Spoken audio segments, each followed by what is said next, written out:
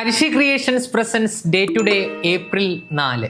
അന്താരാഷ്ട്ര ക്യാരറ്റ് ദിനമായി ആചരിക്കുന്ന ഈ ദിവസം ലോക എലി ദിനവും വിറ്റാമിൻ സിയുടെ ദിനം കൂടിയാണ്.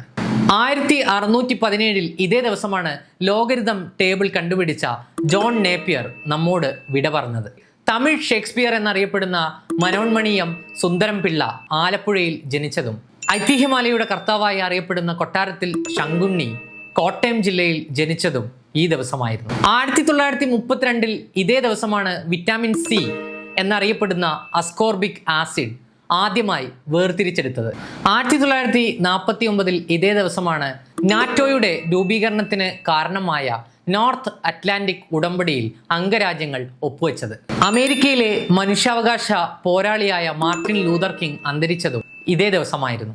1966 ഇതേ ദിവസമാണ് സോവിയറ്റ് യൂണിയന്റെ പേടകമായ ലൂണ 10 ചന്ദ്രനെ വലം വെച്ചത്. വയനാടിന്റെ കഥാകാരി എന്നറിയപ്പെടുന്ന നെല്ല് എന്ന നോവലിന്റെ രചയിതാവായ പി വത്സല ജനിച്ചത് ഏപ്രിൽ 4 ആയിരുന്നു.